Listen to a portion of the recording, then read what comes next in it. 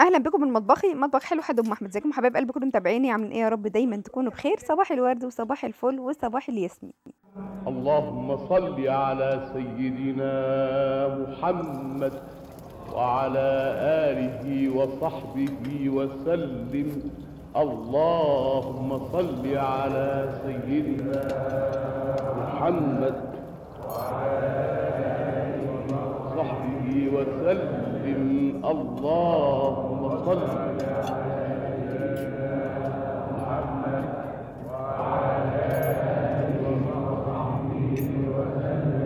وحشتوني وحشتوني من الفيديو بتاعي امبارح. حمرت بقى شويه بطاطس عشان خاطر نعمل الفطار. النهارده ما جبناش لبن، بعتنا نجيب اللبن لقينا الكيلو بقى ب 17 جنيه. حتى اللبن زاد. الجاموسه مش عارفه يا والده قيصري ولا ايه، واحنا اللي نحاسب على الولاده دي؟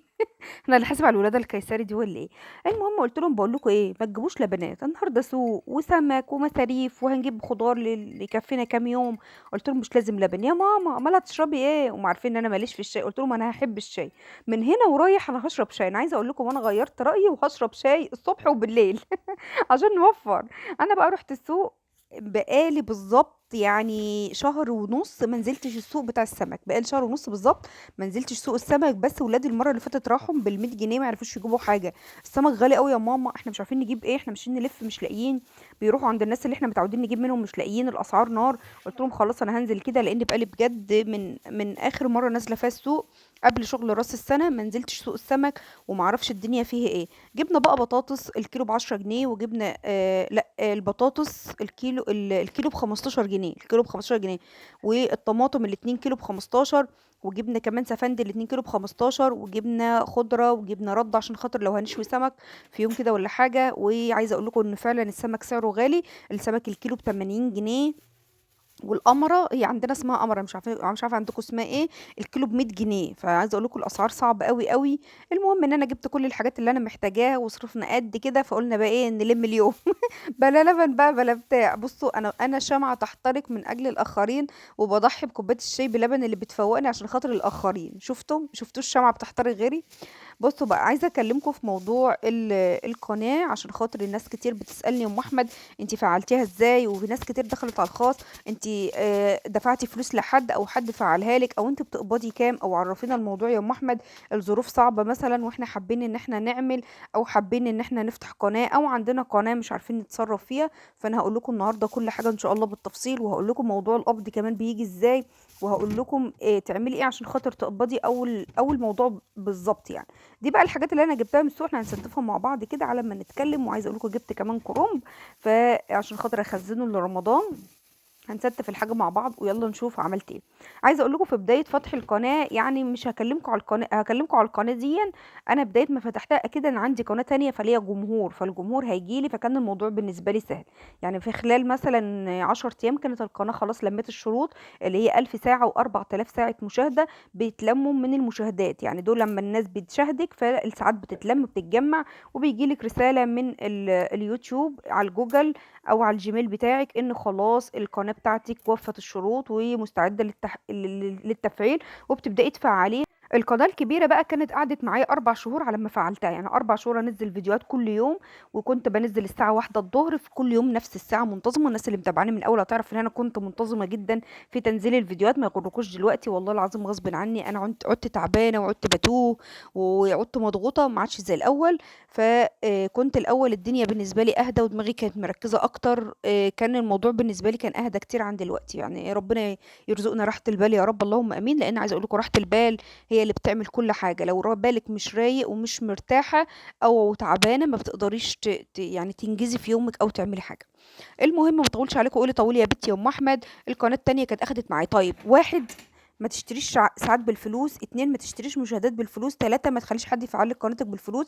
التلات حاجات دول بيدمروا لك القناه بتاعتك مش بينجحوها، لان انت بتشتري الساعات وبعد كده ما بتلاقيش حد يشوفك، لان انت فعلت القناه وما فيش مشاهدات بتجيلك. هيجيلك المشاهدات منين وانت اصلا شاريه الساعات بالفلوس؟ يعني ما عندكيش مشاهدين يشاهدوا.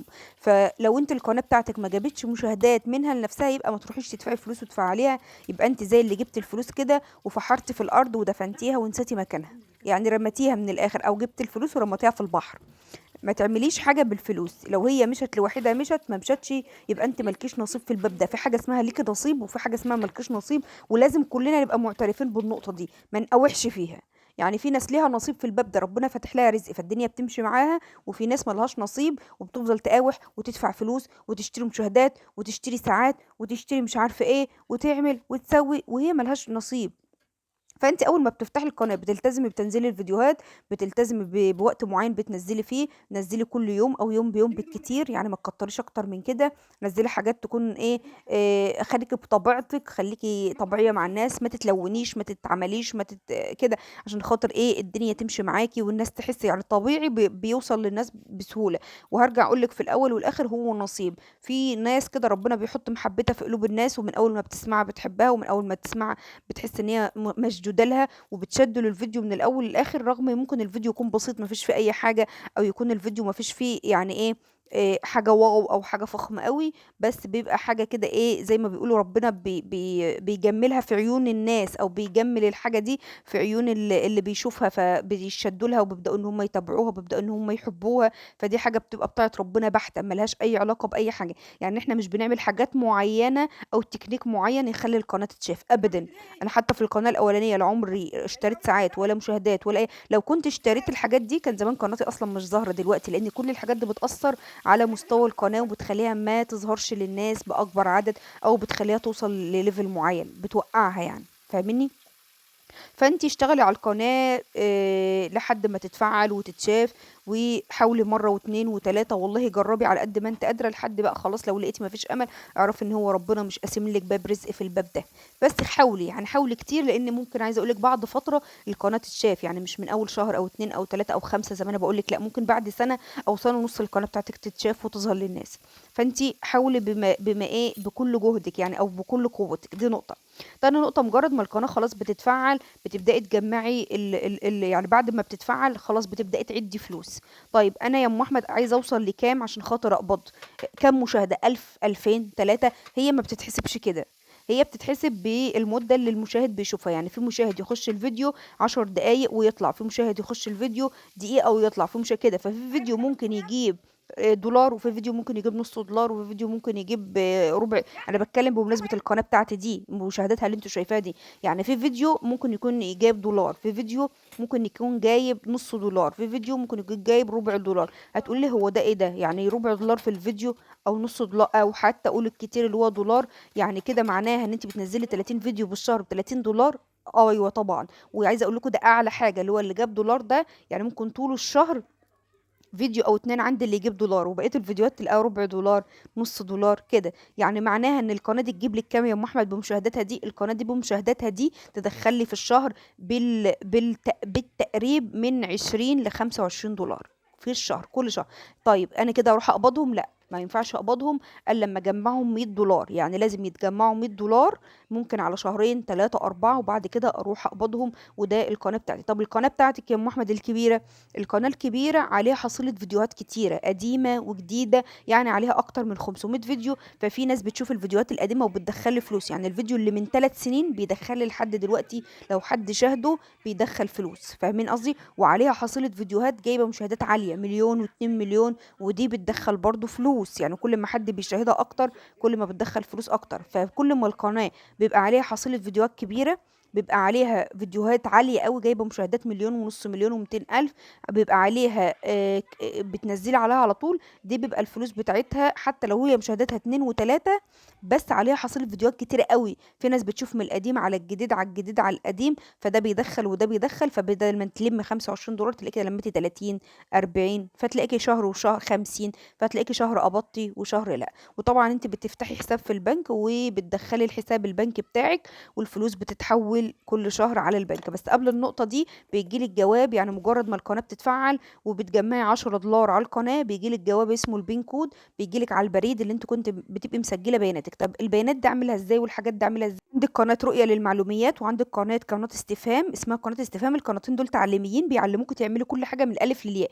ازاي تفتحي قناة، ازاي تمنتجي، ازاي تصوري، ازاي ازاي تعملي صورة مصغرة، ازاي تظبطي الفيديو، ازاي تسجلي عليه، ازاي تعملي حتى القناة ما تتفعل تخشي بقى تكتبي ايه بعد التفعيل. هيقولك ازاي تكتبي بياناتك وتسجليها والبريد وارقام التليفونات والايميل وكل حاجة. فالقنوات دي تعليمية بتعلمنا نعمل ايه. عايزة اقول لكم انا واحدة من الناس ماشية وراهم في كل حاجة باجي اعملها في القنوات، بجيب الفيديو اللي انا عايزة ببحث عنه وبجيبه وببدأ ان انا امشي وراهم. فالحاجات دي كلها انا ما اقدرش اقولها لك ولا غيري يقدر يقولها لك، لان الحاجات دي دقيقة جدا جدا، ولو اتلخبطت في حاجة هتضيعي الدنيا. فلازم تجيبي حد بيشرح قدامك وشرحه يكون وافي وحد يكون فاهم وتجيبي من وراه وتشتغلي. فانت كل عايزة تفتحي قناة او عايزة تشغلي قناتك او عايزة تفعلي قناتك، ابدأ امشي ورا القنوات دي وانت هتوصلي لكل حاجة انت محتاجاها او كل سؤال انت محتاجاه. وبعد ما بتلمي ال10 دولار بيجيلك الجواب على البريد وبتسجلي الرقم اللي بيبقى اللي بيبقى جايلك.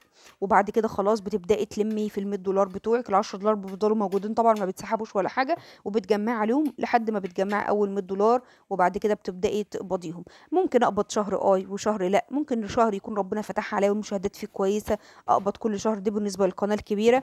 انما القناة اللي هي بتاعت مطبخ حلو حد احمد دي، بما انها لسه اصلا قناة صغيرة مفيش عليها مشتركين كتير ومفيش عليها حصيلة فيديوهات كبيرة، فهي شهر مثلا جابت لي 15 دولار، شهر 20 دولار كده. يعني هي متفعلة بقالها شهرين، فلسه قناة بيبي ونونو. عايزة اقولكم بعد ما خلصت غدا وخلصت شغل وشطبت يعني خلصت الدنيا ولسه هقعد عشان خاطر اريح شويه ظهري عشان اعمل الكرنب، لقيت واحده بتتصل بيا: الحقيني يا ام احمد انا عايزه تورتيه حالا، البنت بتعيط. طب معلش، طب حقك عليا وهي زبونه، انا والله قلب رهيف وما بقدرش احرج حد وما بقدرش اكسف حد. عايزه اقول لكم بعد ما كنت اصلا لسه يا دوب ما ريحتش ولا قعدت، قمت ضربت لها الاسبونج وعملت لها التورتيه الجميله دي. وطبعا عملت لها صاج عشان الحق يبرد بسرعه، لان لو عملت حله هتاخد وقت. وبقيت الاسبونج اللي فاض معايا عبيته كباط وعرضتها للبيع، والحمد لله كانت اتباعت معايا. وهبدأ ألم الدنيا بقى واشطب المطبخ. وهنا خلاص ما عدتش هقدر اعمل الكرنب، لان عايزه اقول لكم كنت خلاص تعبت جدا، لان انا واقفه من ساعه ما صحيت من النوم.